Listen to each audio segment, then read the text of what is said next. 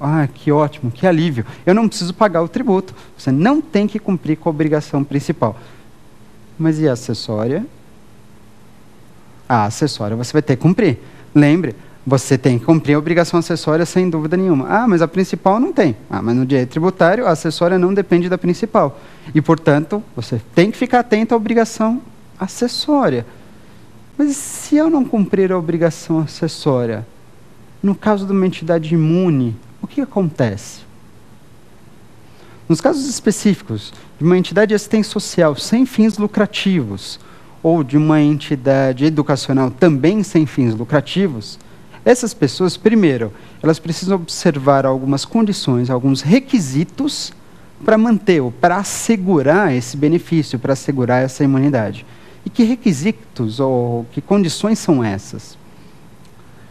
São condições previstas na legislação complementar, neste caso lá no artigo 14 do CTN, que ele diz que entidades de assistência social ou de educacionais sem fins lucrativos, elas, por exemplo, elas podem ter lucro, sem dúvida nenhuma.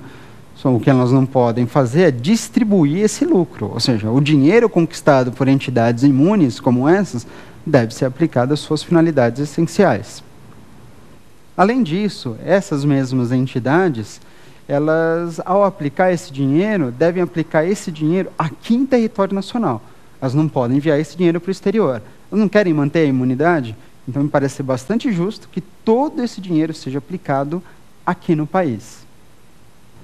Mas tem um terceiro elemento bastante interessante. Que elemento é esse?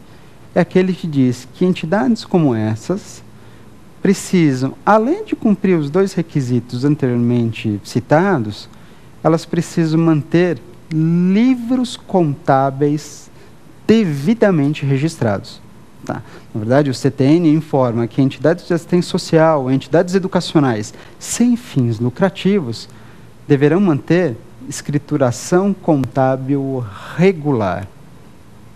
Escrituração contábil regular. Tá. E para que isso? Para que serve mesmo uma obrigação acessória? Para quê? É para ajudar a vida de quem? Do contribuinte? Do responsável? Não, do fisco. Portanto, ele tem que cumprir a obrigação acessória. Mas se não cumprir, ou melhor, para que cumprir? Neste caso, eu te dou um bom motivo. Ou melhor, tem um motivo que você não gosta muito, mas você tem que reconhecer que existe, que é o cumprimento de obrigação acessória justamente para ajudar o fisco nas atividades de fiscalização e arrecadação. Mas tem um outro grande motivo para você cumprir com esse tipo de obrigação acessória. Qual é? É que se por acaso essas entidades não observarem esse tipo de requisito, a imunidade que elas possuem, o benefício que elas possuem será simplesmente suspenso. Portanto, de fato, o nosso colega tem razão quando diz que uma entidade imune pode ter seu benefício suspenso. Eu digo, pode, a partir do momento que ele deixa de cumprir aqueles requisitos previstos na legislação complementar. Ah, isso vale só para a obrigação acessória? Não. Lembra que eu falei? 3 requisitos? Primeiro, não pode distribuir o lucro. Segundo, dos requisitos, todo o dinheiro aplicado aqui em território nacional. E o terceiro e último requisito, manter escrituração contábil regularizada. A partir do momento que qualquer um desses 3 requisitos deixa de ser observado, a imunidade simplesmente será suspensa. Ele não perde a imunidade, mas a imunidade é suspensa. Ou seja, ele passa a recolher os tributos tranquilamente a partir daquele instante. Entretanto, ele pode voltar a cumprir os requisitos. E uma vez cumpridos os requisitos, retorna a imunidade também para ele. Perfeito. Aqui, então, foram algumas dúvidas. Espero que estejam suas dúvidas também. Tenha auxiliado você a entender um pouquinho mais sobre a obrigação tributária. Mas é mais um pouquinho, fica aqui comigo. Nós temos no nosso próximo bloco o X da questão para verificar como que a obrigação tributária é exigida em provas e concursos, mas especialmente no exame da ordem. Fica aí comigo, é só mais um instante.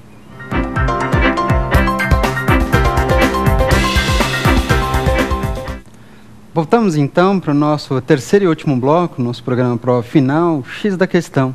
Exatamente agora, para a gente verificar como que a obrigação tributária, isso que eu acabei de expor hoje com vocês, costuma ser exigido. E a gente vai avaliar, a gente vai verificar dois testes de provas anteriores do exame da ordem.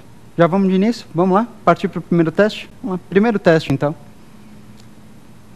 Primeiro teste, OAB, CESP Nacional, ano de 2008, segundo exame do ano de 2008, a pergunta: com base no que dispõe o CTN, um indivíduo de 1 mês de idade. Letra A, não tem qualquer capacidade tributária, porque é menor. Letra B, já tem total capacidade tributária. Letra C, tem capacidade tributária restrita até completar 16 anos de idade. Ou letra D, tem capacidade tributária restrita até completar 18 anos de idade. E aí, o que vocês acham aqui, na verdade, dessa perguntinha a respeito de capacidade tributária passiva? É diferente. Lembra, até então, a gente chegou a comentar aqui sobre capacidade tributária ativa, capacidade contributiva, mas esse teste está questionando sobre capacidade tributária passiva. Aliás, pergunto para vocês, antes de a gente voltar no teste, quem possui capacidade tributária passiva? E aí, quem está sujeito ao pagamento de tributos, sujeito à incidência de tributos, de impostos, taxas ou contribuições? Pergunto, para você pagar um imposto de renda é preciso o quê? Que você tenha praticado o seu fato gerador, que você tenha oferido renda. E aí? Será que a capacidade tributária passiva depende, por exemplo, da capacidade civil das pessoas? E aí? Vamos imaginar que uma criança tenha recebido uma herança. Estará ela sujeita ao pagamento do imposto incidente sobre essa herança? O ITCMD, por exemplo? Ou então vamos imaginar que um imóvel foi doado, na verdade, a uma pessoa que tem alguma restrição quanto à prática de atos civis. Será que isso impede a sua capacidade tributária passiva ou não? É algo interessante, mas o CTN diz que a capacidade tributária passiva, ela independe da capacidade civil das pessoas. A capacidade tributária passiva, ela independe da pessoa ter alguma restrição quanto a alguma prática no exercício profissional, por exemplo, comercial ou mesmo civil, como também a capacidade tributária passiva, ela independe de que a empresa esteja regularmente constituída.